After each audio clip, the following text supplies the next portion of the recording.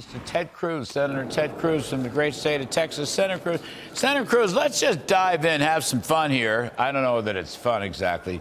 You have a proposal for new sanctions on Hamas and Iran. Now, Senator, I'm all for it. I'm all for it. I just want to cut right to the chase because my view is Hamas doesn't really have any money. Iran's got all the money. Iran's the puppeteer. Iran's the financier. Now, you say, and this warms my heart, okay, because people have to come out and say this very directly. You say, first of all, you want to prevent Iran from accessing and raising revenues, okay?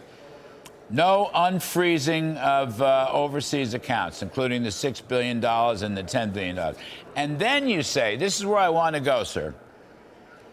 You got the bill imposes sanctions on Iran's ghost fleet of oil tankers, which it used to raise $80 billion since President Biden took office. These sanctions also target tankers' owners and operators, and then requires the Biden administration to work towards decertifying and deflagging those vessels. Senator Cruz, ever since this war started, every night I've made these points. I'm very simple. I'm not as smart as you. You're a brilliant guy. I'm just a news guy. All I say is stop a ship. Stop a ship. Interdict, impound, and stop a ship carrying oil to China, and you will send the mullahs an important message. That's my view. Senator Cruz, the floor is yours. Well, Larry, you're absolutely right. Look, I start from a principle that's not very complicated. Stop giving money to terrorists who want to murder us. You know, we're looking at this war in the Middle East that Israel is facing, the worst attack Israel has endured in over 50 years. And Joe Biden goes on television and says that he stands unequivocally with Israel. Well, that's great. I'm glad the president says that. Talk is cheap.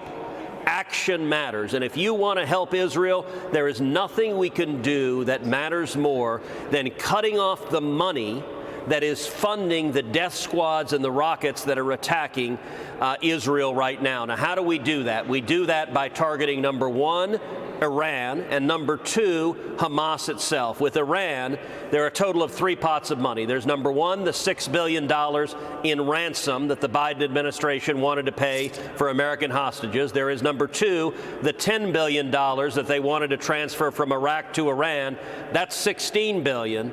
But as you rightly noted, by far the biggest portion is the $80 billion that Iran has made from selling oil. Now, we have existing oil sanctions. They are draconian. When Joe Biden came into office, the Iranian regime was on its knees. The Iranian economy was in shambles, and the reason is the Trump administration, at my energetic urging, was vigorously enforcing those oil sanctions, and it had caused Iranian oil sales to plummet. When Joe Biden came into office, his administration stopped enforcing those sanctions, and right now the Ayatollah is selling 2 million barrels a day of oil, and they're selling it primarily to communist China. This bill, the Hamas Sanctions Act, cuts off every one of those avenues of revenue for the Ayatollah, and the Ayatollah is providing over 90% of the funding to Hamas. We need to cut off their money, but at least so far, the Biden White House is not willing to do so. See, I think, again, I totally agree. I mean, and literally, Ted, every night since October 7th, I have talked about this. I have riffed on it. We've talked about it with some guests. Joni Ernst has been really terrific on this, as you may know, and so many senators on both sides of the aisle have gone to Israel. But I think, you know, somehow, I don't know how you do this, Senator Cruz, but somehow somebody or some group, bipartisan hopefully, but maybe not, has got to get this administration to understand Iran's direct role in the Hamas murders and to enforce the sanctions. They're there. Yeah. We put them in the Trump administration. There were good sanctions. Treasury, NEC, State Department, Defense Department. You know, stop a ship. I keep saying that. Stop a ship. Stop lobbing missiles into, unmanned ammo bases in Syria. Stop an oil tanker bound for China. You do that and you get the mullah's attention. It's not as good as killing Soleimani, but it ain't a bad start. The trouble with the Bidens is they appease Senator Cruz. Yep. They appease. They don't deter, they appease. Larry, you're exactly right. And I'd say two things. Number one, I do not understand Democrats like Joe Biden. They hate oil and gas if it's produced in America and creating American jobs, but they love it when it's produced by psychopathic maniacs who want to murder us. That makes no sense at all. But number two, one of the things I like about your show is that you get into deep substance. So let's do a minute of a deep dive on the history of oil sanctions in Iran. During the Trump administration, as you'll remember, there was a big battle over ending the Iran nuclear deal, and both the State Department and Defense Department urged President Trump do not end that deal. And I vigorously argued with the president that he should end the deal. He agreed with me. He overruled his own Secretary of State, his own Secretary of Defense. He pulled out of that disastrous deal. After we pulled out of the Iran deal, there was still in place what were called oil waivers, a waiver that allowed Iran to sell oil. They were at the time selling 1 million barrels a day of oil. We had a second fight. In this case, it was a fight between the Department of State and the Department of Energy. Mike Pompeo was the Secretary of State, and the State Department argued, don't end the oil waivers, because if you do, the global price of energy will skyrocket. No, I think it was Energy Department. No, it was Tillerson. I think it was still. Oh, you know what? Wait a second. On the oil waivers, it was Pompeo. On the nuclear deal, it was Tillerson. On the oil waivers, it was Pompeo. You know who argued? You know who argued to end the waivers and said, "Don't worry about world oil"?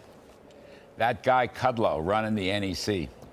And the Department of Energy. And you know what? Kudlow was right and Energy was right because Trump ended the waivers and the price of oil didn't rise at all. Right. Rick Perry and I knew. We were already pumping out 12 and a half, 13 million barrels a day. Nobody else could touch us. You know, that was the good old days when the fossil spigots were open. So that's right. So that was Biden's problem. I mean, I'm running out of time here, but you're right. Your history is basically right. And then Pompeo came around, and I'm going to give Mnuchin. Mnuchin was skeptical on the oil argument, but he did come around. But Rick Perry and I carried the day. Senator Cruz, before I lose you, I got to give one more minute. Please give me another minute, sir. Sure. Between you and the producers, I think I'm going to get shot. But here, you can't have guns and butter.